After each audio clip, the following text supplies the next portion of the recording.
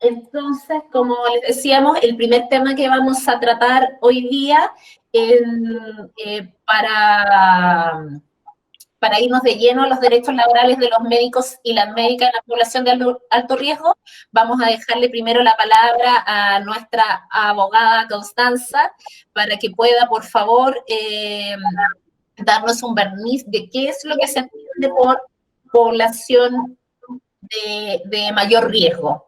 Si es el concepto de mayor riesgo, de alto riesgo, de riesgo, y si hay una definición de quiénes entran en este espacio. Muchas Muchas gracias. gracias, Paula. Buenos días a todos. A modo introductorio, me gustaría señalar que dado el contexto de estado de excepción constitucional en el que nos encontramos, la normativa vigente que yo me voy a referir en este momento es la que existe hasta la fecha, pero puede que esta varíe obviamente de acuerdo al cambio de circunstancias que estamos viviendo durante la pandemia. En ese sentido, en el ámbito público se han dictado una serie de documentos que tienen por finalidad proteger los derechos fundamentales contemplados tanto en el artículo 19, número 1, como en el artículo 19, número 9 de la Constitución Política de la República. Estos están principalmente, son principalmente el derecho a la vida, a la integridad física y psíquica y la protección de la salud. ¿Ya? En ese sentido, estas normas tienen por finalidad dar continuidad al ejercicio de la función pública y con ello mantener los servicios esenciales para toda la población, como es el caso de los servicios de salud y obviamente de los hospitales. Además, se busca evitar la propagación de la pandemia, teniendo siempre presente el resguardo de la salud tanto de los servidores públicos como de toda la población en general. Ahora bien, dentro de las normas más relevantes que se refieren a los grupos de riesgo, que es el tema que vamos a abordar hoy día, en primer lugar, el oficio presidencial número 3 ordenó dar cumplimiento a las garantías constitucionales antes señaladas, es decir, a la integridad física, al derecho a la vida, a la integridad física y psíquica, y a la protección de la salud de los trabajadores y a los prestadores a los servidores públicos. Para ello se impartieron una serie de documentos generales para que los jefes de servicio implementaran estas medidas y con el objetivo, obviamente, de dar cumplimiento y brindar la seguridad a los trabajadores en el sector público. Además, en ese oficio se permite la posibilidad de eximir del control horario y además de cumplir labores administrativas a través de medios electrónicos, es decir, por vía remota.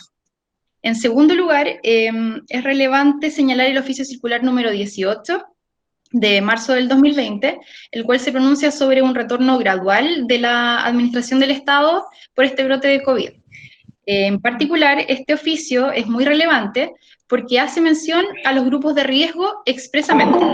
En virtud del cumplimiento de los principios de eficiencia y de eficacia y de control jerárquico, son los jefes superiores los jefes superiores de los servicios los que tienen esta facultad de establecer un plan de retorno gradual a los servicios y establece que los funcionarios de los grupos de riesgo podrán ser eximidos directamente del control horario y a su vez se les permite que ellos cumplan labores fuera de las dependencias, en este caso hospitalarias. Ya este oficio define los grupos de riesgo, entendiendo por tales aquellas personas que son mayores de 70 años de edad, aquellas mujeres embarazadas y aquellas personas que estén expresamente definidas como tales por el jefe superior del servicio, ya considerando aquellas que se encuentran en un contacto estrecho con personas positivas de COVID o que por sus condiciones de salud sean especialmente susceptibles de contagio, ¿ya? Este oficio también se refiere específicamente señalando tales como, o sea, es una norma que no es taxativa, sino que más bien plantea ciertas y determinadas enfermedades, pero obviamente admite la posibilidad de que se puedan incluir otras más, teniendo obviamente la facultad discrecional el jefe superior del servicio. En ese sentido, la norma señala tales como las personas inmunodeprimidas, aquellas que padecen diabetes, aquellas que tienen enfermedades cardiovasculares, pulmonares y otras enfermedades que también sean consideradas de riesgo, ¿ya? Como decía, este oficio es sumamente relevante, pues deja abierta la posibilidad al jefe superior del servicio de incluir otras enfermedades que sean de riesgo que no estén consideradas expresamente en esta norma. ¿ya? En tercer lugar, tenemos el oficio ordinario número 429 de 20 de abril del 2020, referido a instrucciones también que se refieren al plan de retorno gradual de las funciones respecto de los servidores públicos, donde se entregan instrucciones para cada jefe superior de los servicios y en atención a implementar este retorno gradual.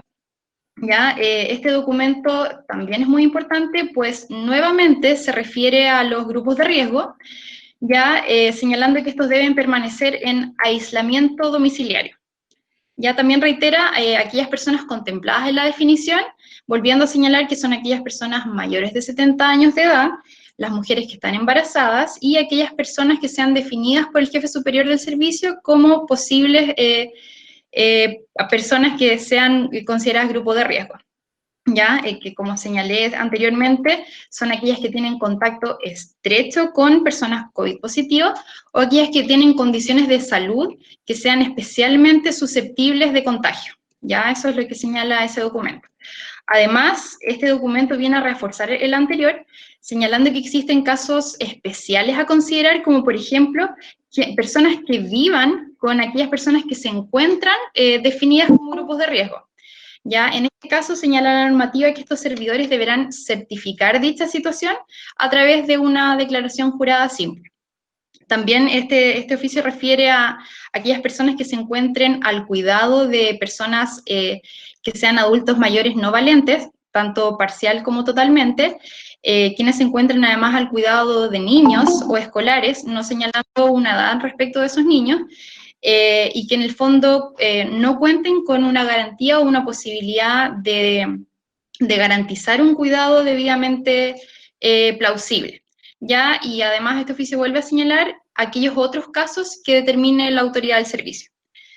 En cuarto lugar y último, es relevante desde el punto de vista en el ámbito público el dictamen de la Contraloría número 3610 del año 2020, en que ese organismo contralor se pronuncia acerca de las medidas de gestión que pueden adoptar los órganos de la administración del Estado, teniendo presente el resguardo de la salud de los servidores públicos. Este dictamen se refiere a la protección de la vida y la salud de todos los servidores, no haciendo distinción respecto de la modalidad de contratación de los mismos, sino que este documento es claro y habla de o se refiere en el fondo a la palabra servidores. Ya, por tanto, en ese sentido, se entienden incluidos tanto los funcionarios públicos contratados en sus diversas modalidades, incluyéndose a los prestadores de servicios a honorario. ¿Ya? Además, en este documento se hace referencia a que los jefes superiores de los servicios se encuentran facultados para disponer de que se cumplan las funciones mediante el trabajo remoto, siempre que dichas labores obviamente sean compatibles y sean posibles realizarlas por esa vía. También deja la posibilidad de que los jefes superiores de los servicios puedan establecer directamente la no asistencia del personal a las dependencias, en este caso a los hospitales. Señala que estas medidas deben ser adoptadas respecto de todos los servidores, ya independiente de aquellos que sea considerado grupo de riesgo, porque obviamente el fin de toda esta normativa es evitar la propagación y, como ya he señalado, es proteger la salud de los trabajadores que se encuentran obviamente prestando servicio dentro de estos organismos de la administración del Estado. En ese sentido, señala que las decisiones deben ser acatadas por los servidores, o sea, no tienen la posibilidad de negarse a lo señalado por el jefe superior del servicio, pues obviamente los servidores públicos, como sabemos, se rigen por el Estatuto Administrativo y en su artículo 61, letra F, está expresamente establecido el deber de obediencia por parte de los funcionarios públicos. Por último, este dictamen se refiere a las normas de protección en la maternidad, en particular hace referencia a las mujeres trabajadoras que están contratadas a honorarios, reconociéndoseles derechos laborales, obviamente, así como también hace una remisión a la ley 21.133, que se establece la obligación de cotizar para el caso de estas trabajadoras, y con ello obviamente tienen acceso al sistema de salud y de seguridad social y a todas las prestaciones que se requieran. Eso es desde el punto de vista del ámbito público. Ahora me referiré al ámbito privado, porque ahí existe otra reglamentación que por revisión del Estatuto Administrativo en su artículo 89 permite la posibilidad de aplicar las normas del Código del Trabajo, en el caso de las mujeres embarazadas, a las servidoras públicas. En el ámbito privado, como señalaba, se rigen principalmente a las normas de carácter laboral, sino esencialmente de carácter consensual, y en ese sentido es importante señalar que esto queda sujeto al acuerdo de voluntad tanto del empleador como del trabajador. En definitiva, en este tema en particular, o sea, en estos grupos de riesgo que estamos analizando, por tratarse de derechos que son esenciales e irrenunciables, como es el derecho a la vida, a la integridad física y psíquica y a la salud de los trabajadores, en caso de que existan profesionales que se encuentren dentro del grupo de riesgo, es deber ineludible del empleador, conforme lo mandatado en el artículo 184 y 184 bis del Código del Trabajo, tomar todas las medidas que sean necesarias para proteger eficazmente la vida y la salud de los trabajadores. Ya, en ese sentido, se deben mantener las condiciones de higiene y seguridad requeridas, o mínimas en este caso, como también los implementos necesarios para prevenir accidentes, o en el caso particular de la pandemia que estamos atravesando, es brindar los elementos de protección personal para prevenir directamente el contagio y el riesgo de enfermedad. De esta forma, lo que hace la ley es, recae el deber expresamente sobre el empleador de proteger la vida de sus trabajadores, y en ese sentido, si es que el empleador toma la decisión y determina que el trabajador no debe prestar funciones, el trabajador debe acatar, porque de lo contrario estaría incumpliendo tanto con su deber como trabajador, y a su vez estaría incumpliendo el empleador con la normativa legal vigente. ¿Ya? Eso a grandes rasgos, en cuanto a la normativa que existe vigente. Disculpa, Constanza. Una consulta, y para ir dándole bajada a lo que nos acabas de contar, la primera pregunta que te quiero hacer está por un médico, que entiendo, ya nos lo mencionaste, pero para ir al caso, ¿se puede entender que algún tipo de trabajador de salud del área pública debería dejar o podría dejar de asistir a su hospital por alguna condición de salud o por condiciones de edad? Sí, o sea, según lo señalado por los documentos que recién me referí, los trabajadores que tienen la posibilidad de no asistir son aquellas personas mayores de 70 años de edad, aquellas mujeres embarazadas y aquellas personas que el jefe de servicio, con su facultad discrecional, determine o defina que sean considerados como población de riesgo, teniendo presente aquellas personas que tengan un contacto estrecho con los casos confirmados de COVID y aquellos que tengan condiciones de salud que sean especialmente susceptibles de contagio, ya tales como las que se mencionan y que ya me referí anteriormente, las personas inmunodeprimidas, aquellas que tengan diabetes, que tengan enfermedades cardíacas, pulmonares, y otras obviamente que sean consideradas de alto riesgo ante la exposición en sus trabajos.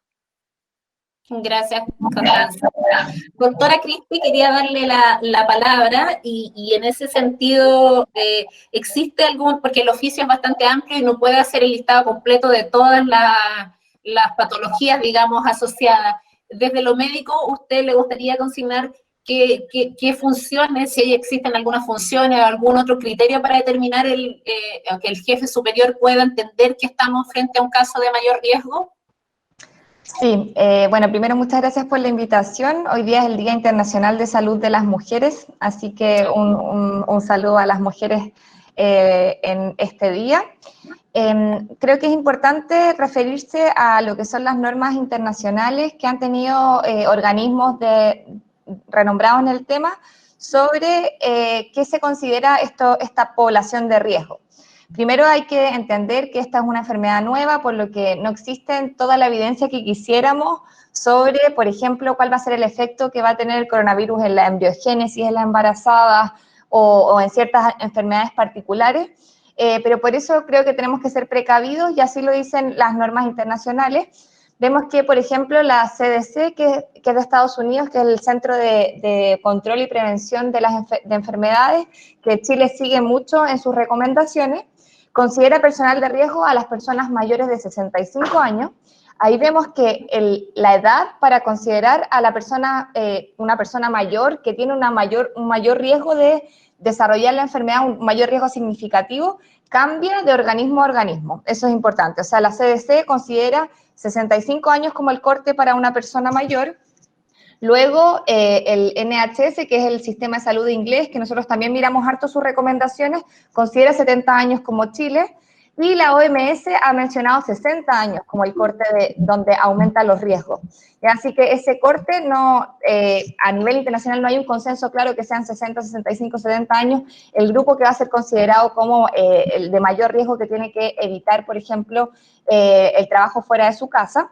Si vemos los números, esto también va a depender las tasas de incidencia en cómo lo midamos. Vemos que, por ejemplo, con los pacientes fallecidos a la fecha, podemos sacar una estadística, un 83% son mayores de 60 años y un 67% son mayores de 70 años. O sea, vemos que el mayor de 60 años hay un riesgo que ha aumentado, pero que después aumenta mucho más en los mayores de 70 y aumenta mucho más en los mayores de 80 años. Por lo que ahí no hay un consenso sobre este corte de edad a nivel internacional.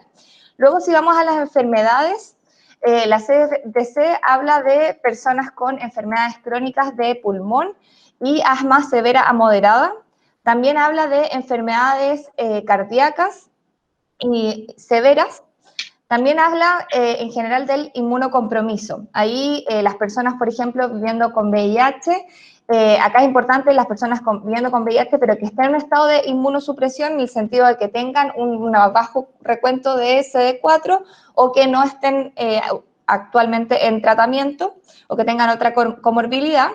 También habla la CDC de obesidad severa como IMC mayor a 40 como un factor de riesgo que pone a la persona en condición de mayor riesgo, la diabetes, enfermedad renal crónica o en etapa terminal, o sea, en etapa de diálisis, y enfermedades al hígado. Esos son los que considera la CDC como el grupo de riesgo en cuanto a enfermedades, y también considera la CDC a las mujeres embarazadas.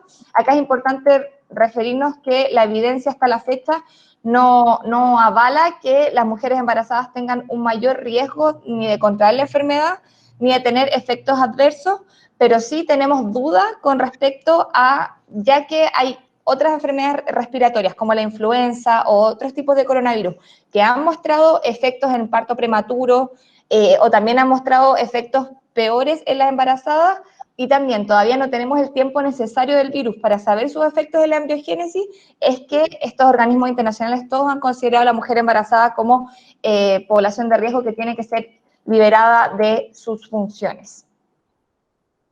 Doctora, sigo con usted para una consulta. ¿Qué pasa con las enfermedades graves, pero que en este minuto se encuentran compensadas?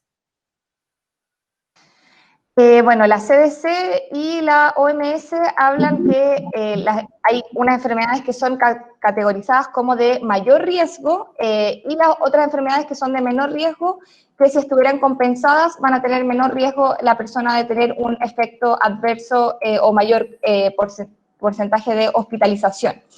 Ahí es importante, por ejemplo, el NHS también hace una distinción interesante entre pacientes de riesgo alto o riesgo moderado. Vemos que en los pacientes de riesgo alto tenemos a las personas que han tenido un trasplante de órganos, están teniendo quimioterapia, radioterapia, tienen alguna condición pulmonar severa, y después vamos a tener a las personas de riesgo moderado, que tenemos ahí a las personas embarazadas, a las personas con enfermedades pulmonares que no son severas, y estas enfermedades pueden estar compensadas, pero de todas maneras consideramos a estas personas de riesgo moderado. Ahí está diabetes también, la enfermedad renal crónica, la enfermedad del hígado, también se repite en las definiciones de el que considera el NHS. Y personas que son muy obesas, o sea, con IMC mayor a 40, también es una condición de riesgo, y personas que están tomando inmunosupresores o corticoides. Esto es importante que acá el tema de la hipertensión ha sido controvertida. ¿Por qué? Porque en ciertos casos, en algunos guías se consideró la hipertensión como una comorbilidad, pero la última evidencia disponible ha mostrado que las personas hipertensas no tendrían un mayor riesgo de ni de hospitalización ni de fallecimiento. Y eso es un hallazgo nuevo que, bueno, vamos viendo en función de la evidencia. Y también el instructivo presidencial no considera la hipertensión, sino que considera solamente enfermedades cardíacas.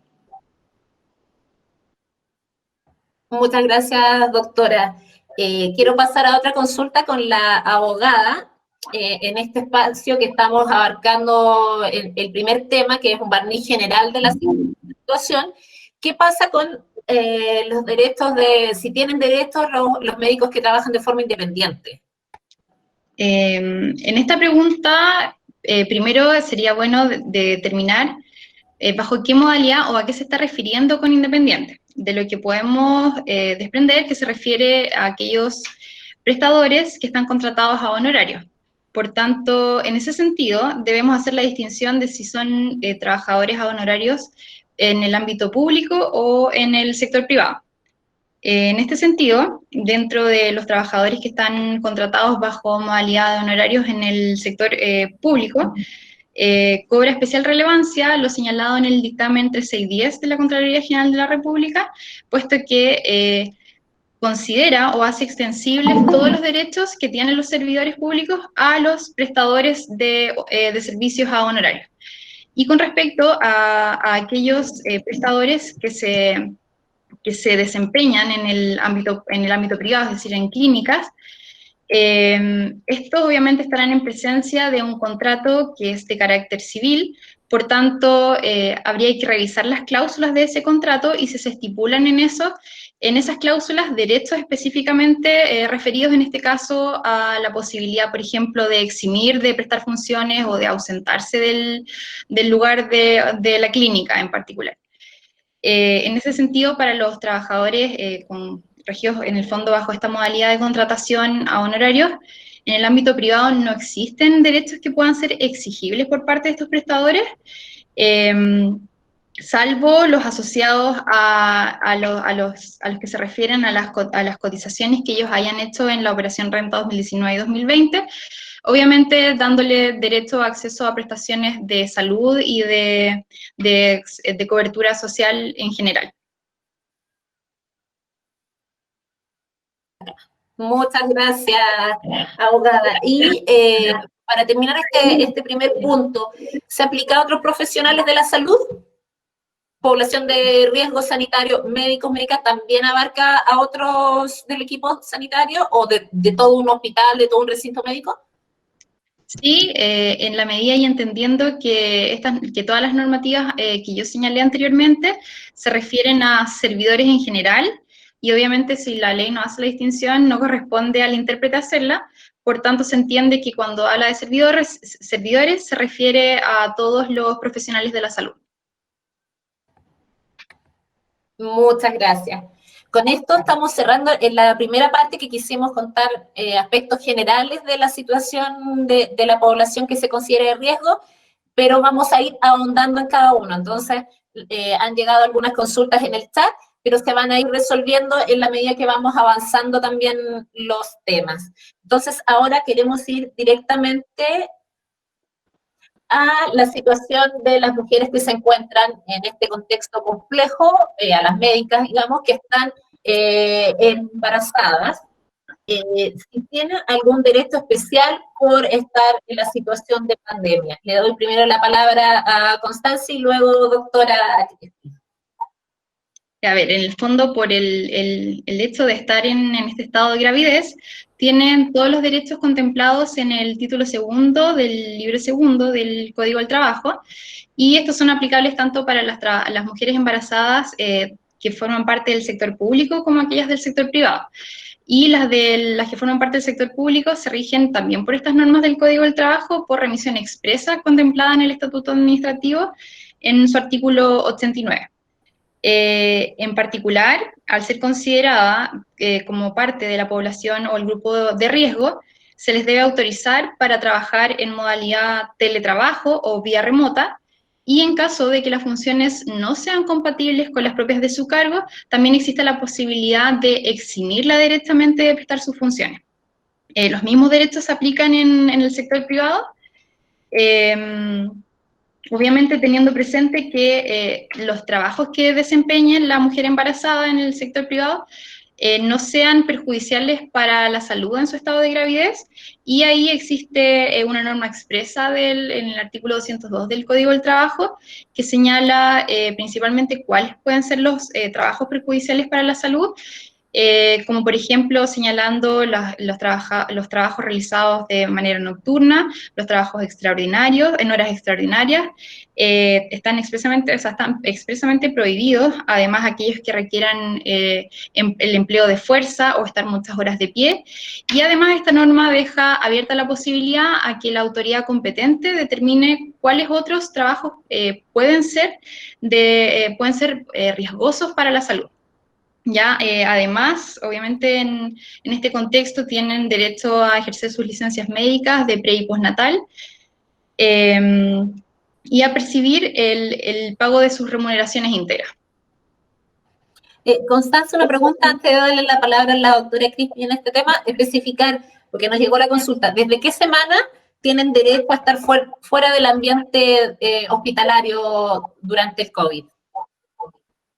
A ver, la normativa no se refiere a una semana en particular, pero obviamente se entiende que mujer embarazada, o sea, el concepto es desde el momento en que se encuentra embarazada, sin especificar una semana en particular, ella obviamente tiene acceso a la protección y a la cobertura de todos los derechos contemplados. O sea, no hay una semana determinada según los documentos y según la legislación vigente, pero obviamente se entiende que desde el momento que está embarazada rige la protección y rige los derechos actualmente vigentes. Muchas gracias, Constanza. Doctora, y atendiendo que estamos en una situación donde todas las manos son necesarias, ¿qué tan complejo es esta situación que están viviendo las embarazadas? ¿Qué tipo de consultas han recibido? ¿Y cómo se les puede proteger en este espacio? Sí, nosotros realizamos desde el Departamento de Género un catastro de mujeres embarazadas que no habían sido liberadas de sus funciones presenciales, y recibimos 9 denuncias de mujeres que sus jefaturas se negaban a como cambiarlas de trabajo presencial a no presencial. Algunos de estos los vio UDELAM y Falmet y lo pudieron revertir. O sea, entiendo que está la normativa vigente, como bien dice Constanza, para poder liberar a las mujeres embarazadas, pero nosotros hemos extrañado por parte de la autoridad sanitaria una definición clara, un lineamiento general que libere a todo el personal de salud, que haga explícito que todo el personal de salud en condición de embarazo va a ser liberado de sus funciones. Eso nosotros lo hemos extrañado para tener mayor claridad por parte de los empleadores de que esto lo tienen que hacer de forma inmediata y bajo qué condiciones, o sea, lo que cuenta Constanza, que debería ser apenas se confirma el embarazo, independiente de la cantidad de semanas. Y por eso hemos tenido estos casos de complejos. Bueno, esto se ha llevado a la mesa social en múltiples oportunidades y se ha pedido por distintas vías, todavía no se ha concretado, pero creemos que es importante un pronunciamiento más explícito, y si no, la difusión de esta información por parte de Falmet es súper importante para que las embarazadas tengan claros cuáles son sus derechos al respecto. Ahí, bueno, si es bien, hay ciertas normativas que hablan del mayor riesgo de contagio, que sería por ver pacientes COVID o ver pacientes respiratorios. Acá, el solo hecho de ir al hospital, de movilizarse, sería un mayor riesgo de contagio, por lo que personalmente creo que se debe evitar. Y eso lo dice el protocolo de mujeres embarazadas de la Subsecretaría de Redes Asistenciales y Subsecretaría de Salud Pública. Es un protocolo que no está publicado, no sabemos por qué razones, pero que se ha difundido por distintos medios, y en el protocolo dice claramente que las mujeres embarazadas son personas de riesgo y que tienen que evitar el trabajo presencial dentro de lo posible, y eso es como, si es que sumamos eso a que el personal de salud está mucho más expuesto, es claro que este tiene que ser un grupo que sea de los primeros liberados de sus funciones presenciales. Y por lo que hablaba Mariela de la sobrecarga de trabajo que están teniendo los trabajadores de la salud en contexto de pandemia, es muy importante que esta no sea un liberar totalmente de las funciones, sino que podamos cambiar las funciones presenciales a no presenciales. Y ahí tenemos un sinfín de... Se han identificado muchas tareas que pueden realizar los profesionales de la salud desde sus casas por teleasistencia. Se puede realizar seguimiento de pacientes COVID, se puede realizar teleconsulta en distintas áreas, se puede, ayudar con distintas áreas. Creemos que es importante ahí también mayor apoyo de parte de la autoridad sanitaria de cómo se reorganiza el sistema de salud para que las personas no se expongan a los trabajadores de la salud, pero tampoco dejen de aportar en esta pandemia que se necesitan todas las manos. Gracias, doctora. Abogada Constanza, ¿me puede contar qué pasa si una embarazada decide que quiere seguir trabajando, pero le preocupa eventualmente contagiarse y perder cobertura por enfermedad laboral? ¿Ella puede seguir trabajando, digamos, si es su decisión? A ver, no es tan así, entendido que si es servidora pública, como señalé, más bien queda a decisión o a discrecionalidad del jefe superior del servicio, quien determinará si es que ella, bueno, al ser considerada embarazada, ya debiese, al ser parte de la población de riesgo, ser destinada en el fondo a realizar labores no presenciales, en el fondo. Queda a criterio de los jefes superiores del servicio, pero se entiende obviamente que esta discrecionalidad apunta a la protección de su salud, de su integridad física y psíquica, y también del hijo que está por nacer. Y en el caso de las trabajadoras privadas tampoco es que ellas puedan tomar la decisión, porque obviamente, como señalé anteriormente, se rigen por estas normas o por su contrato de trabajo, si es que lo tienen, o por las normas establecidas en su convenio a honorarios de carácter civil, y en ese sentido no es que puedan tomar la decisión o atribuirse en el fondo la facultad de decidir no asistir o de seguir asistiendo a prestar las labores, como es la consulta.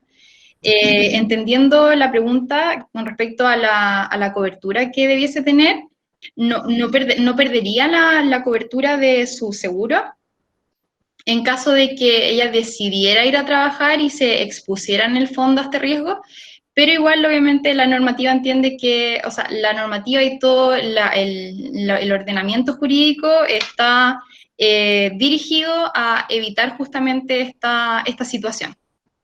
Ya, en ese sentido, obviamente, se sugiere que ella no siga trabajando porque obviamente se expone a un riesgo que es inminente y que claramente, como decía la doctora Francisca, no existen aún estudios comprobados acerca de las consecuencias de la exposición de las mujeres embarazadas a este virus, y por ende, en ese sentido, existe un riesgo mayor e imprudente a esta pandemia. Perfecto, Constanza. Aprovecho esta pregunta para comentarles que el tema sobre COVID como enfermedad laboral y todos los beneficios que se puede acceder a través del seguro, de la ley de accidentes del trabajo, enfermedad laboral, fue un tema tratado en profundidad el viernes pasado. La grabación está disponible en el sitio web. Les enviamos material si alguien necesita también profundizar en eso, porque este tema a veces colindaban algunas consultas de cuándo podían perder este derecho. Ya la abogada aclaró que no, pero para mayor profundidad está la entrevista y les vamos a hacer llegar un documento preciso de preguntas y respuestas sobre COVID como enfermedad laboral. Dicho esto, quiero pasar entonces a la siguiente consulta, doctora Crispe, de una anestesióloga embarazada.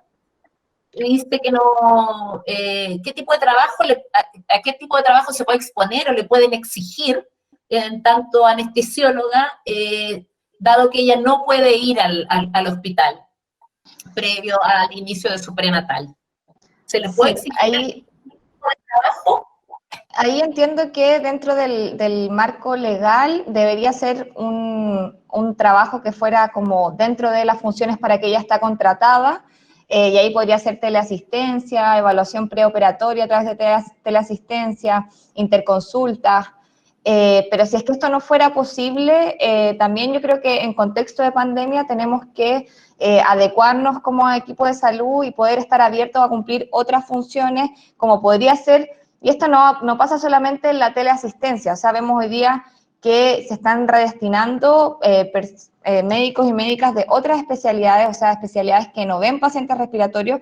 Muchos se están redestinando a ver pacientes respiratorios porque muchos hospitales de la práctica ahora están casi en un 100% dedicados al coronavirus, por lo que se están realizando una readecuación de funciones que es importante, y para eso también las personas que se vayan a teleasistencia van a tener que adecuar sus funciones a funciones que no son las que cumplen normalmente. Para eso, aprovecho de contar que desde el Colegio Médico se está realizando un curso de herramientas para atención de pacientes COVID por médicos generales, internos o médicos de especialidades que usualmente no ven pacientes respiratorios. Este partió el martes, pero están todas las clases disponibles en línea. Tuvimos más de 1.500 personas conectadas ese día y ha sido visto el curso por más de 6.000 personas. Este trata sobre elementos de protección personal, manejo del paciente COVID en el servicio de urgencia, en sala básica, y creemos que estas herramientas son importantes para que las personas puedan readecuar su función a lo que es el coronavirus, que lamentablemente nadie va a poder seguir con sus funciones habituales, o se van a tener que readecuar a la demanda asistencial, que está muy vertida a lo que es el respiratorio. Gracias, doctora. Constanza, no sé si quieres agregar algo respecto a esto de exigirle cierta función a una anestesióloga y respecto a qué pasa frente al cambio de labores, si esto tiene algún perjuicio económico para la persona.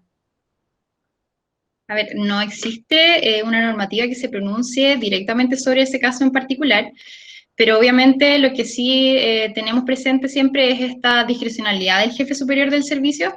Por tanto, él puede destinarla a realizar otras labores, y si estas no son compatibles o no son las adecuadas de acuerdo a las que ella constantemente había estado realizando, se le puede eximir directamente de realizar esas funciones. Pero en el fondo esa decisión pasa por la autoridad del servicio y en definitiva de su discrecionalidad. Tenemos acá un caso, dice que es una mujer embarazada, médica por supuesto, que está actualmente en cuarentena preventiva por resolución del Servicio de Salud. ¿Debe presentar la licencia prenatal a las 34 semanas? A ver, aquí la ley es clara en el sentido de que señala que la licencia de prenatal se debe extender con una anterioridad de 42 días antes de la fecha probable de parto, que obviamente se determina con el médico tratante y la matrona a través de ese certificado. En ese sentido, siempre se debe notificar al empleador de cuál será la fecha probable de parto, pero en el fondo ejerciendo este derecho irrenunciable. Pero en definitiva no existe lo que ella señala de presentar esta licencia dentro de a la semana 34, sino que lo que señala el código es bien claro y tajante en el sentido de que son estos 42 días anteriores a la fecha probable de parto. Gracias, Constanza. Otra consulta. ¿Los derechos de la embarazada con permisos especiales se mantendrán durante todo el periodo de gestación, incluso terminando, digamos, el periodo de contingencia sanitaria? A ver, la normativa aquí se ha pronunciado entendiendo que todos estos documentos que han salido es dentro del contexto pandemia coronavirus. En ese sentido, si termina la pandemia, no hay un pronunciamiento al respecto, por tanto habría que esperarlo. Pero obviamente desde el momento en que ella está embarazada está cubierta por todas estas normas que yo he señalado. Y en ese sentido, obviamente, como ella forma parte de la población de riesgo, mientras perduren las condiciones por las cuales se les otorgó estos permisos, obviamente se entiende que se mantendrán hasta que dejen de existir en el fondo. Muchas gracias. Estamos recibiendo algunas consultas sobre adultos mayores o la población superior a 70 años. Vamos a tocar ese tema, así que les pido un poquito de paciencia. Estamos terminando con el segundo punto, pero no queremos pasar al tercero hasta no hablar un poquito, y ahí le doy la palabra a la doctora Crispi, sobre el derecho a lactancia, digamos, en el espacio de COVID, y las consideraciones que pueden tener las madres hasta con hijos de 1 año o 2 años. No hay cambios al respecto de la hora de lactancia o las condiciones para la misma en hijos de menores de 2 años en contexto del coronavirus. Sí, creo que es importante recalcar que hay un proyecto de ley sobre extensión del postnatal que está discutiéndose actualmente en el Parlamento, ya va en el Senado, porque, bueno, vemos que los lactantes sí tienen riesgo de generar mayores enfermedades. También vemos que hay un contexto en el cual las salas cunas, muchas están cerradas y se exponen a mayor contagio de niños que están en salas cunas. Y es por esto que se está planteando la posibilidad de que se extienda el postnatal durante la duración de la alerta sanitaria, y eso cambiaría las condiciones en las cuales las mujeres pueden ejercer los cuidados de sus hijos después de los 6 meses o los 5 meses del postnatal. Pero con respecto a la hora de lactancia no hay cambios con respecto al coronavirus, esta se mantiene de igual forma la hora de lactancia y de alimentación. Perfecto. Abogada, ¿hay alguna consideración especial para una mujer hasta el primer año o hasta el segundo año? No sé por qué hicieron preguntas específicas sobre al año y al segundo año. A ver, con respecto a la normativa a la que ya me he referido, aquí el ordinario 429 hace mención a la posibilidad o a estos casos especiales en el fondo, y aquí considera la posibilidad de considerar también como grupo de alto riesgo a aquellas personas que se encuentren al cuidado de niños o escolares, y como señalaba anteriormente, no hay una edad que sea definida, por tanto podemos entender perfectamente que aquí se encuentran los niños de 1 o 2 años, y en ese sentido el empleador o en este caso el jefe superior del servicio le debe otorgar las facilidades a la madre trabajadora, sobre todo y considerando que durante esta pandemia las salas cunas están todas cerradas. Entonces, en ese sentido, el derecho a sala cuna y el derecho a lactancia, como mencionaba la doctora Quispe, son derechos irrenunciables, y por tanto, si es que no existen las condiciones físicas, en el fondo, otorgadas por el establecimiento en el caso de la sala cuna, es el empleador, es decir, el jefe superior del servicio, quien debe otorgar facilidades a esta madre trabajadora, y en ese sentido, con mayor razón, cobra relevancia el hecho de que le pueda otorgar esta facilidad para que ella trabaje en modalidad de teletrabajo. Además, obviamente, cuentan con todos los derechos establecidos en el Código del Trabajo, y se rigen también, claro, tanto las madres del sector público como las madres que trabajan en el sector privado se rigen por este título segundo del libro segundo del Código del Trabajo. Muchas gracias. Yo creo que el tema también da para harto, así que aprovecho de recordarles que la abogada que está exponiendo en este minuto es de la Unidad de Defensa Laboral Médica de Colegio Médico de Chile. Ellos son abogados que trabajan en las materias que tienen que ver con la defensa de los médicos en el área laboral, así que recuerden que cuentan con este apoyo legal de asesoría para casos que tengan que ver con esta materia, porque recibimos varias consultas más específicas sobre preocupación de discriminación frente a la pandemia por ser mujer y estar embarazada, pero son casos que deben revisarse, que quizás tienen que denunciarse también, así que recuerden que tienen los canales y que cuentan también con el apoyo del Colegio Médico. Diciendo esto, quiero pasar al tercer tema y abordar la complejidad de los adultos mayores. Partimos con una definición que ya costaba, que era bastante arbitraria respecto a la edad. Entiendo, Connie, entonces, si nos puedes recordar cuál es la edad que acá las normativas chilenas entienden como adulto mayor para que se pueda eximir del desempeño presencial. Sí, o sea, como ya reiteré en los documentos, la edad establecida son mayores de 70 años de edad, sin perjuicio y teniendo presente obviamente estos casos particulares que deben ser sometidos a análisis por parte del jefe superior del servicio, que podrían incluir edades en el fondo menores a estos 70 años, pero la normativa es clara y señala a aquellos mayores de 70 años de edad. Perfecto. Doctora Crispi, y dado que usted mencionó que internacionalmente también hay casos donde no hay coincidencia en el fondo, algunos aplican 65, 60, había efectivamente un médico que preguntaba si existía algún criterio por el cual se había subido de 65 a 70. ¿Existe tal criterio? Es que el riesgo va aumentando, yo creo que el criterio es ese, o sea, vemos que, claro, una persona de 50 a 60 tiene mayor riesgo que una persona menor, y de 60 a 70 mayor riesgo y 70 a 80 mayor riesgo, entonces es un aumento progresivo en el cual donde ponemos el corte es más bien arbitrario, porque el riesgo va aumentando con la edad, independientemente de si el corte es 65, 60, 70 años.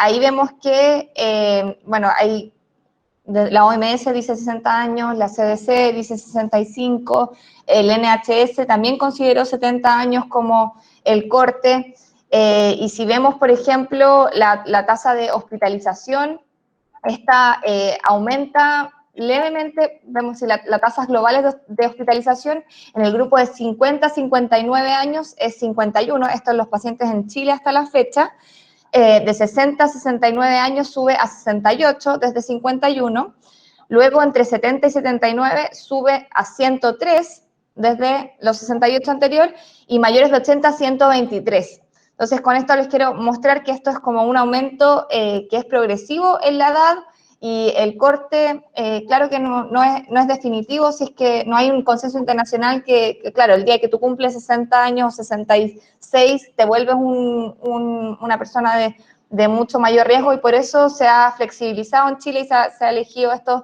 70 años, que creo que tiene que verse bien en tema del contexto, o sea, si es una persona de 65 años, pero que tiene alguna enfermedad concomitante, tiene diabetes, ahí yo creo que hay que tomar totalmente, considerar que es a discreción del superior, y si el superior considera que hay un inmunocompromiso, y eso lo deja abierto, la persona tiene que poder ser liberada de sus funciones presenciales, así que ahí puede correrse el corte, o sea, si es que hay alguna enfermedad concomitante, pueden ser 65 años, pueden ser 60 años, depende de la condición física y los antecedentes de cada persona, y eso se tiene que ver caso a caso, según lo que define el instructivo. Gracias, doctora.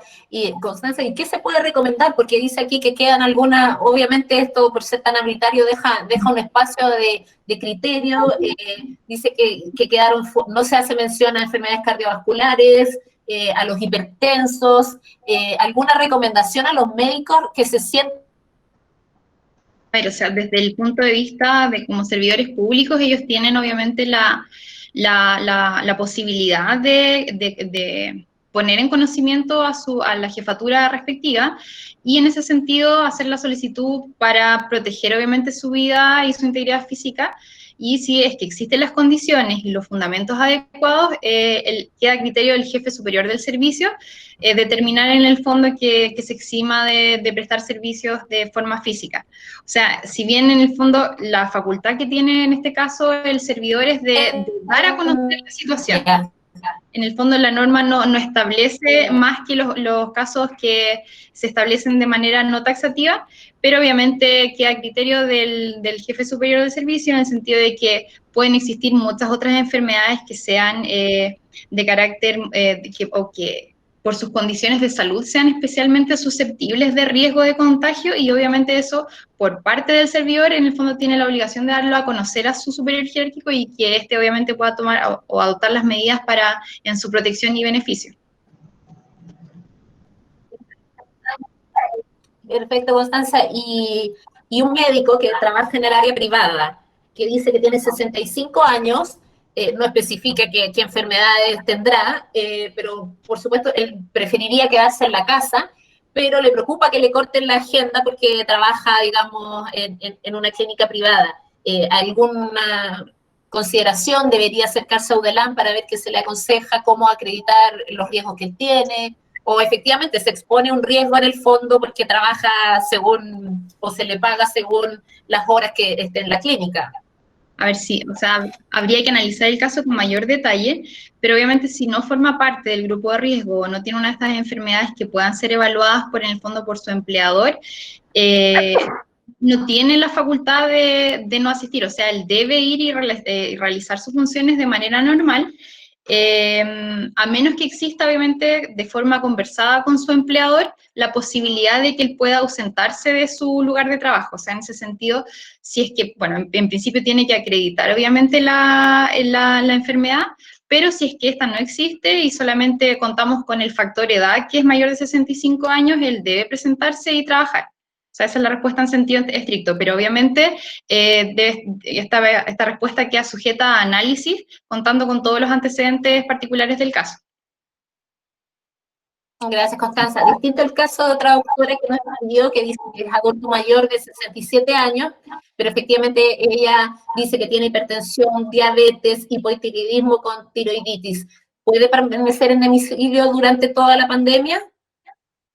A ver, o sea, habría que contar, en el fondo, saber dónde trabaja y ahí establecer las normas aplicables, pero en el fondo, en sentido macro, claramente ella debe permanecer durante todo el tiempo que dure la pandemia, mientras se mantengan los fundamentos y las condiciones por las cuales se le otorgó este permiso o esta posibilidad de estar en este reclutamiento, o sea, perdón, en este aislamiento domiciliario.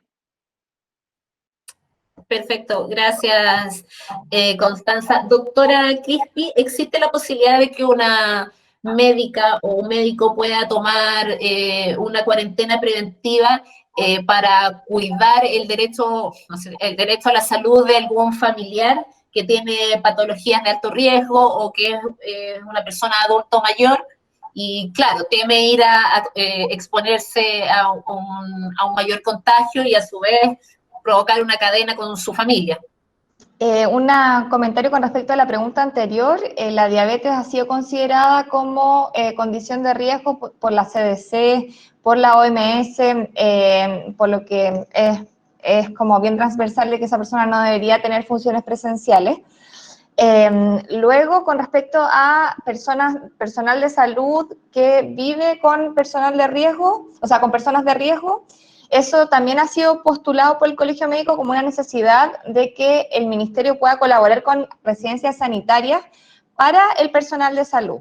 ¿Por qué? Porque tenemos muchas personas que hoy día están con mucha complicación de vivir en su domicilio, ya que viven con adultos mayores, viven con inmunosuprimidos, viven con pacientes oncológicos, y hasta ahora no hemos tenido una respuesta para que la autoridad sanitaria pueda disponer de estas residencias para el personal de salud. Creemos que es parte del compromiso que tiene que tener la autoridad sanitaria con los trabajadores y trabajadoras que hoy día se están exponiendo a esta enfermedad en sus lugares de trabajo, y frente a esto la autoridad tiene que responder brindando las condiciones de residencia para que estas personas puedan trabajar sin poner en riesgo a su familia, porque si esta persona se contagia y después contagia a su familia, ahí no hay una cobertura especial de las personas contagiadas en su hogar, por lo que eso sería importante que lo impulsáramos de todos los espacios. Desde el Colegio Médico lo estamos impulsando, lo hemos planteado en la mesa social y a la autoridad sanitaria, pero es necesario presionar más para que esto se cumpla. Doctora, y en ese sentido, ¿usted considera que el jefe de servicio tiene el rol como para bajar de los 70 a los 65, o es importante, y sobre todo en este espacio que estamos en una alerta sanitaria mayor, que efectivamente la persona de 67 años tenga que se justifique por una fuerza mayor de un estado de salud complejo? No sé si me hice Sí, entender. sí, yo creo que tiene la posibilidad en el sentido de que el instructivo de vuelta, del retorno, habla de 65 años, así que ahí hay como una posibilidad de que consideremos 65 años. También tenemos las normativas internacionales que nos amparan, y también, si viendo la condición de salud general, se considera que una persona de 65 años no, a discreción de la jefatura, no debería hacer funciones presenciales que lo pusieran en riesgo. Yo creo que es algo que se podría realizar. Ahí también es importante que depende mucho de la voluntad del trabajador y la trabajadora. Vemos que en países como Italia, España, personas jubiladas volvieron a sus funciones voluntariamente para colaborar con la sobrecarga asistencial del resto de los equipos, poniéndose idealmente en cargos de menor riesgo, pero eso es algo súper personal, o sea, no podemos obligar a alguien de persona de riesgo a exponerse, y si es que hay voluntarios, bueno, eso habrá que hablarlo con la jefatura, pero no podemos obligar a esas personas a exponer su salud. Perfecto, creo que queda bastante claro entonces que hay un espacio de diálogo y conversación también que se ajuste a lo que estamos haciendo todos, cuidarnos entre todos y no exponer a más personas a que se enfermen. Por tanto, se entiende a propósito de las consultas que llegan en el chat de la preocupación de los médicos mayores que además conviven con personas que también tienen patologías de mayor gravedad y de alto riesgo. Entonces, ahora concentrémonos no necesariamente en las personas que tienen personas de mayores de 70 años, sino que en general la población de alto riesgo, aparte de los adultos mayor, Constanza, y de las embarazadas. ¿Quiénes más, nos puedes reiterar, se catalogan como población de riesgo? De esta forma estamos pasando ya al cuarto tema, al tema final.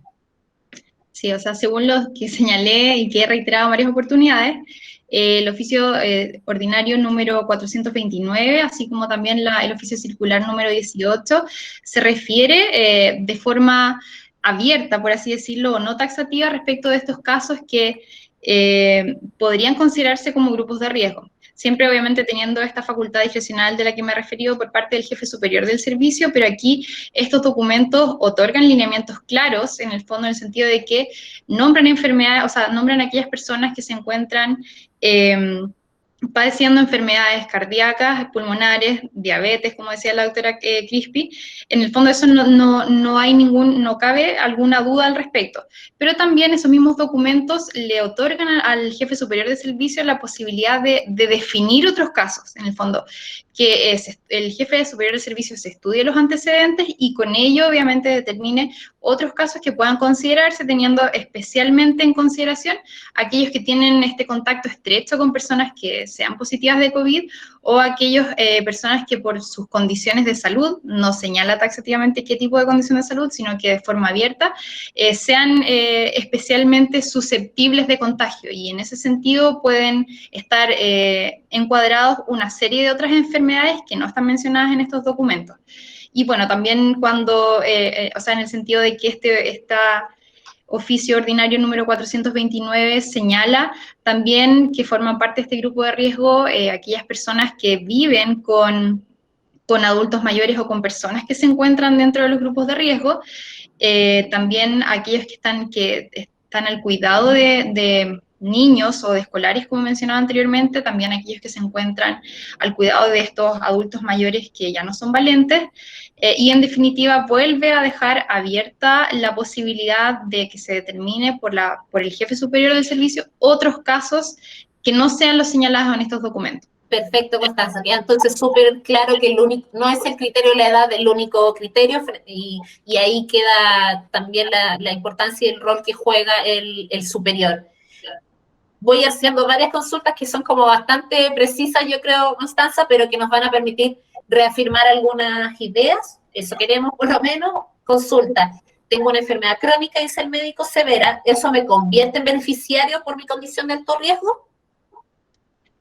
Podría decirse que sí, siempre y cuando se tenga en consideración que el criterio por parte del jefe superior del servicio así lo determina, y en ese sentido, él obviamente se convierte en beneficiario mientras se cumplan con las condiciones por las cuales o que sustentan esta enfermedad crónica que él señala.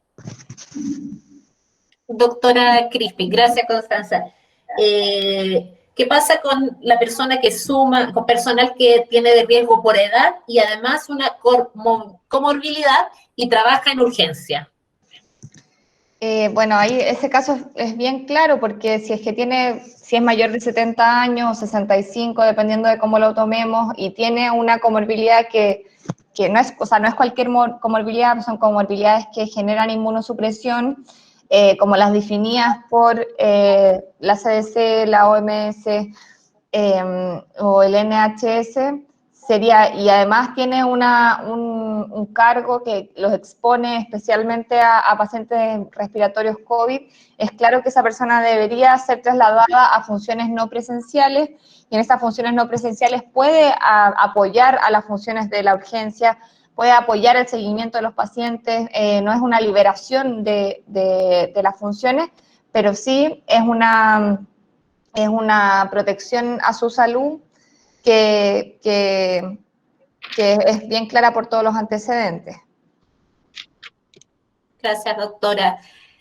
Constanza, desde el punto de vista legal, un médico consulta, se acoge al permiso por riesgo, desde el área, digamos, pública, desde el servicio público, se acoge, puede tener paralelamente actividades privadas o en el ámbito privado. A ver, en esta respuesta debo ser súper clara, en el sentido de que obviamente todo esto que hemos estado conversando a lo largo de esta charla apunta justamente a la protección por parte de la salud, de la vida de los trabajadores y también de la comunidad o de la población en general. En ese sentido, teniendo presente este fundamento de todas las normas que se han dictado al respecto, sería contraproducente que si es que el médico cuenta con este permiso por riesgo, comienza a prestar funciones o a ejercer su labor en el ámbito privado, porque obviamente iría en contra de evitar la propagación de este virus y de toda la protección que se da desde el punto de vista legal. Y además de ello, si es que es un prestador o un servidor público, no puede ejercer funciones en el ámbito privado, sobre todo y teniendo especial consideración en que atentaría contra el principio de probidad, y con ello obviamente se somete a la posibilidad de ser sancionado con la destitución, y obviamente esto sería absolutamente contraproducente con todo lo que busca la legislación que hemos estado comentando. Gracias. Doctora Cristina, ¿algo respecto a esto? No, creo que fue bastante completo. Gracias, doctora. Si la situación nacional del país y la preocupación que tienen los médicos de que esta semana se vuelva más compleja la situación sanitaria, puede, por razones, digamos, de fuerza mayor, podríamos llamar, alguna normativa que se cree desde la autoridad sanitaria, que saque a médicos del área privada con factor de riesgo a trabajar en el área pública por un bien de la población, digamos? A ver, este caso hipotético no hay un pronunciamiento al respecto desde el punto de vista jurídico, pero en estricto sentido, los trabajadores que se desempeñan en el ámbito privado se rigen por sus leyes y por su contratación, y en ese sentido, si es que quisiera pertenecer o si es que pudiera ingresar a la administración, tendría que ser a través de concursos públicos, y en ese caso tiene que haber un nombramiento del cargo y una posterior aceptación. Entonces, en ningún caso los médicos pueden ser obligados a prestar labores o a ejercer sus labores en el ámbito público, sino que obviamente se requiere un proceso previo en el fondo que sea legal. Y en ese sentido la respuesta es categórica, es no pueden ser obligados, y hasta la fecha no existe una normativa legal en ese sentido, porque obviamente atentaría también contra la libertad de trabajo. Perfecto. Bueno, en este caso se entiende bastante bien porque es un médico que pregunta y que dice que además tiene factores de riesgo. Pero entonces hay una tranquilidad de que a pesar de lo que han dicho las autoridades respecto a que toda la red funciona como una sola, privado o público, pero no es una sola, no se puede sacar a alguien del área privado a trabajar, a apoyar al área pública, aunque sea honorarios o algo, eso no podría pasar. No, como señalé anteriormente. Gracias, Constanza. Si soy población de riesgo, ¿existe algún mecanismo que se esté utilizando cuando las jefaturas del hospital solicitan hacer algún trámite de índole administrativa de forma presencial, que en realidad podría hacerse de otra forma, por ejemplo, por un correo electrónico? El médico pone de ejemplo una firma. Entonces lo están llamando a que vaya al hospital a hacer algún trámite administrativo, pero a él le preocupa porque él está cuidándose en la casa, está ¿Se le puede obligar a que vaya a hacer una firma solo por una razón administrativa, cumpliendo su función, no sé, de funcionario público, Constanza? Sí, entiendo la pregunta y más bien aquí es importante nuevamente reiterar el dictamen 1310 de la Contraloría, porque se refiere en uno de sus párrafos a esta tramitación electrónica o en el fondo dando la posibilidad de que los procedimientos y los actos administrativos sean ejercidos a través de medios electrónicos. Está ese pronunciamiento por parte de la Contraloría y en ese sentido no puede ser obligado a ir a realizar esta firma si es que puede enviarla a través de correo electrónico, teniendo presente además que el artículo 5 de la ley 19.880 también contempla esta posibilidad de ejecutar actos administrativos a través de medios electrónicos y además teniendo presente que actualmente se está poniendo en marcha la ley 21.180, que si bien no está del todo implementada, ya apunta a lo mismo, a que en el fondo los actos administrativos puedan ser ejercidos a través de medios electrónicos y tengan exactamente la misma validez que aquellos que sean realizados de forma escrita. Perfecto. Doctora Crispi, ¿usted quiere ya agregar algo? Sí, yo creo que el coronavirus nos ha obligado a avanzar en las tecnologías de todo tipo, nos ha obligado a avanzar en telemedicina y los actos administrativos no tienen que como quedarse fuera de esos avances. Vemos que muchas veces hay burocracias de papel que vuelven todos estos trámites más innecesariamente complejos y esta es una oportunidad que nos obliga a tecnologizarnos y disminuir esas brechas de papel que a veces complejizan más nuestra gestión. Sí, súper, y súper útil recordarlo en este momento en especial. Si se prolonga el estado de la alerta sanitaria por un elevadas probabilidades de contagio, ¿puede el servicio desvincular a algún profesional porque considera que su salud es incompatible con el cargo, Constanza?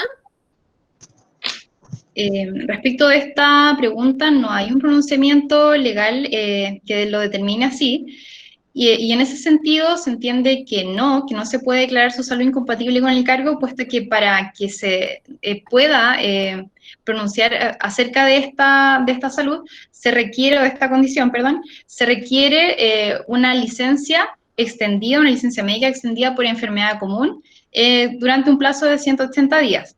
Y en este sentido, considerando lo que estamos analizando en este momento, si es por contagio y si existe en el fondo este periodo extenso, se entiende que él se encuentra fuera por decisión de la autoridad del jefe superior del servicio y no por una licencia médica que es requisito fundamental para que se declare la salud incompatible del cargo.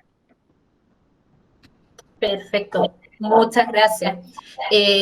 Para ir cerrando la entrevista, nos quedan un espacio, entonces, doctora Crispi, me gustaría primero darle la palabra a usted para que nos entregue algunas ideas a fuerza, algunas consultas que han llegado por el chat, si quiere responder algo, pero dejarle el espacio para que cierre algún tema que a lo mejor quedó ahí sin poder profundizar, así que le doy la palabra. Sí.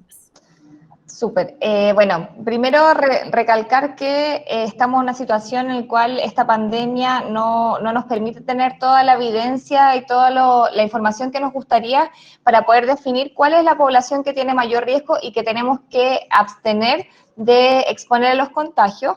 Pero en base a la evidencia disponible tenemos 3 grupos de riesgo principalmente.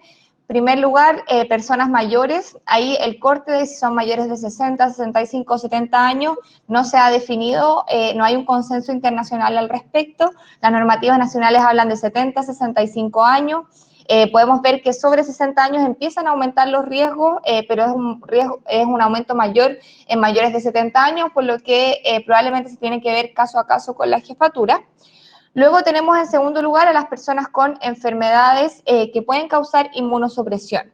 Ahí se menciona en los distintos documentos la diabetes, enfermedades cardíacas, también personas que toman inmunosupresores, si es que toman corticoides en altas dosis sería de alto riesgo, si es que es en bajas dosis de riesgo moderado. También la obesidad se menciona como un factor de riesgo importante, IMC mayor de 40. Personas con enfermedades pulmonares, asma moderado severo, y otras condiciones crónicas, enfermedades del hígado, enfermedad renal crónica en etapa de diálisis, son todas condiciones que nos aumentan mucho el riesgo de que si es que nos contagiamos de la enfermedad vamos a tener una mayor probabilidad de hospitalización y mayor probabilidad de fallecimiento. Y en tercer lugar tenemos el caso del embarazo, que a diferencia de las otras condiciones, no se ha demostrado un mayor riesgo de enfermar o de tener efectos adversos, pero tampoco se ha descartado el mismo y tenemos todas las dudas sobre cuál podría ser el efecto en la embriogénesis o también lo que provoca otras enfermedades respiratorias como mayor riesgo de parto prematuro u otras condiciones.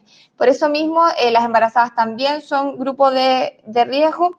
Ahí recalcar que nosotros esperamos y hemos presionado de distintas formas que la autoridad sanitaria libere al personal de salud de riesgo expresamente sobre el instructivo presidencial, que haya un compromiso de la autoridad sanitaria de que en primer lugar va a reclutar a todas las personas disponibles y liberando al personal de salud de riesgo de las funciones presenciales. En una primera etapa no vamos a tener que exponer a las personas de mayor riesgo a que puedan ser contagiadas.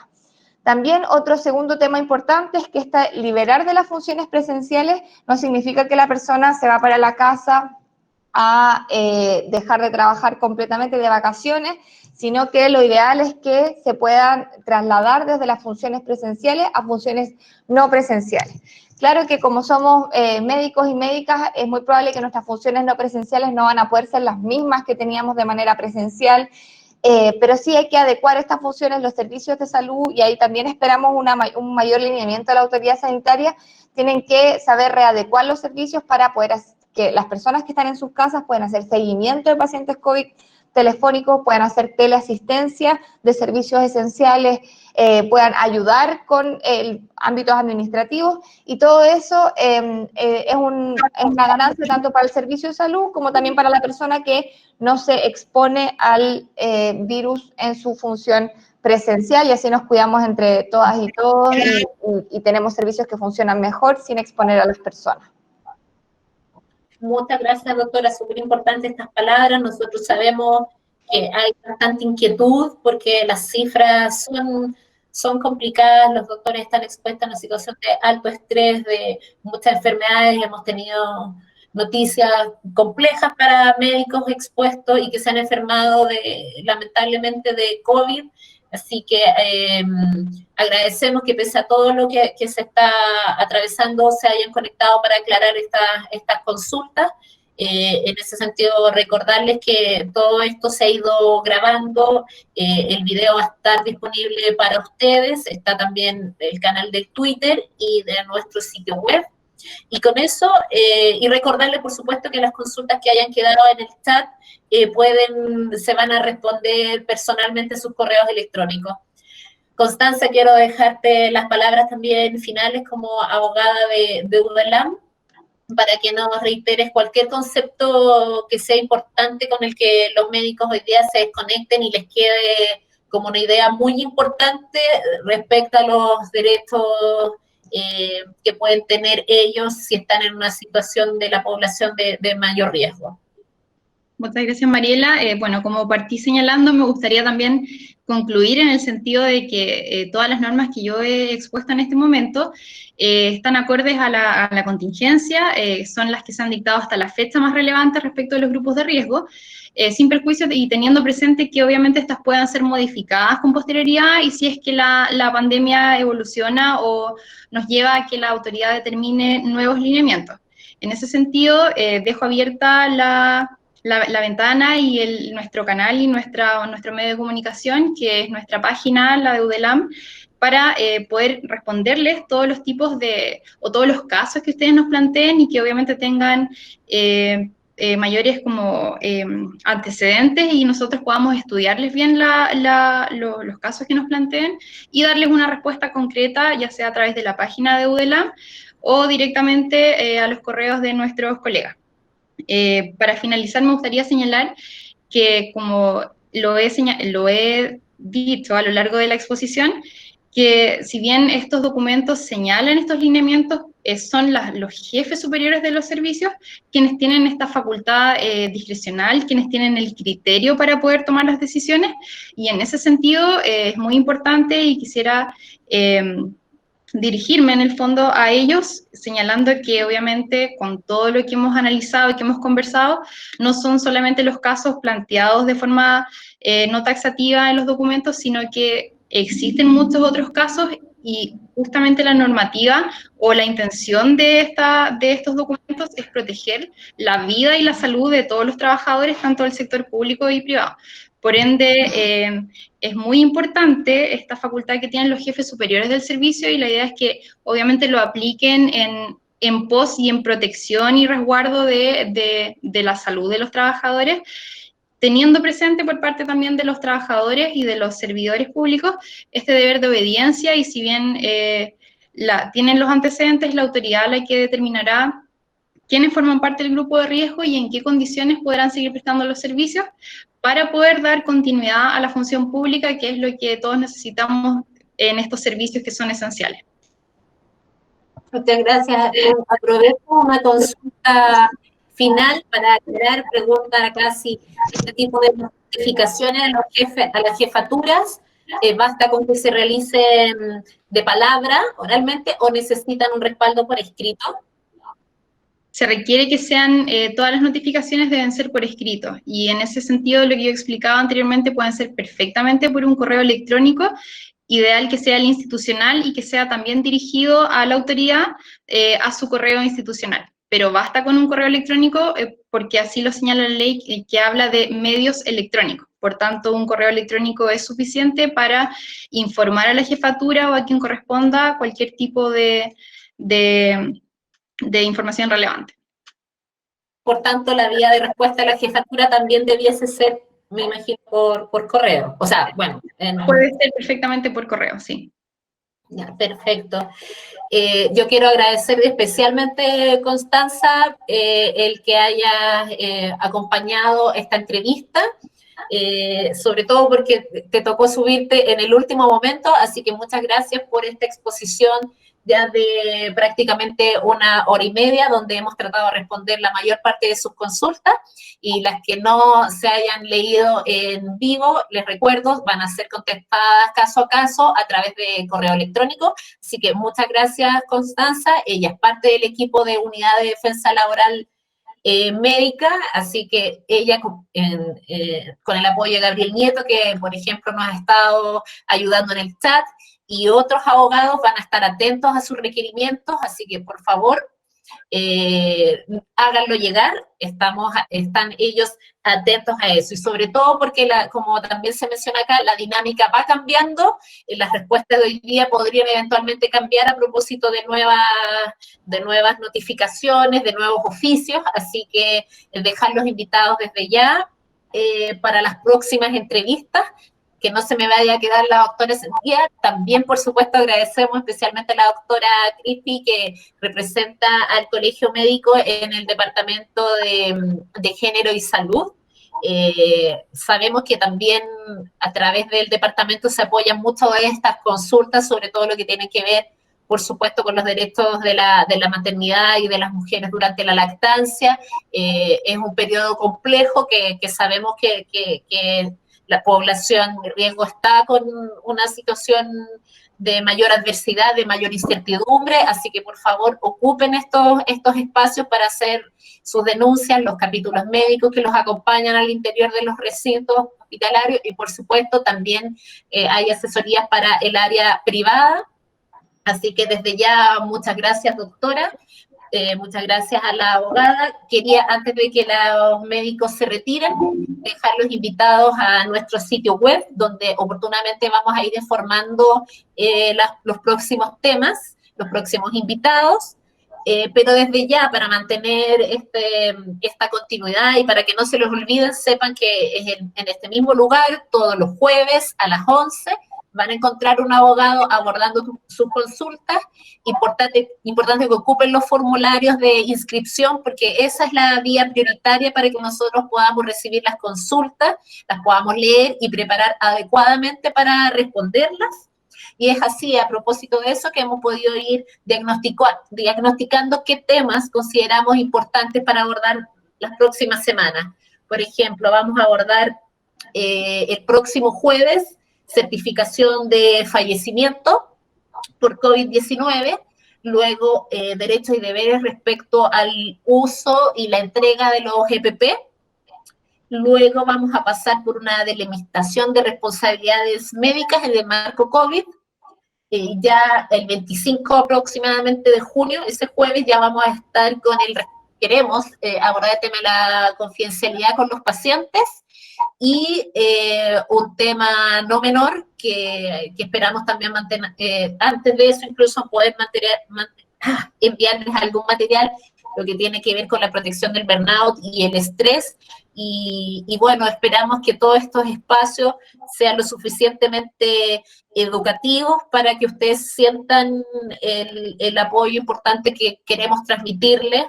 Por favor, inviten a los otros médicos y recuérdenles, si no pudieron conectarse, que esto está grabado y que en unos días más va a estar a su disposición en nuestros canales informativos. Así que muchas gracias. No sé si Alejandra, que me ha estado acompañando desde el chat, quiera agregar algo. Sí, agradecer a Gabriel Nieto, que es jefe de la unidad de defensa laboral médica, que estuvo respondiendo atento a todas las preguntas que tenían nuestros invitados. Muchas gracias, Gabriel. Y muchas gracias entonces a todos nuestros asistentes, más de 100 personas, entre ellas también abogados de la fundación que nos han acompañado, a todos los médicos y médicas. Doctora Crispe, muchas gracias por haber venido a esta octava entrevista de nuestro ciclo.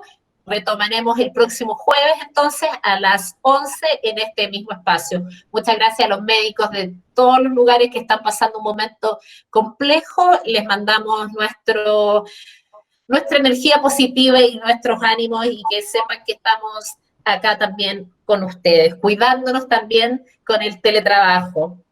Muchas gracias por su compañía. Gracias. Hasta luego. Chao, gracias.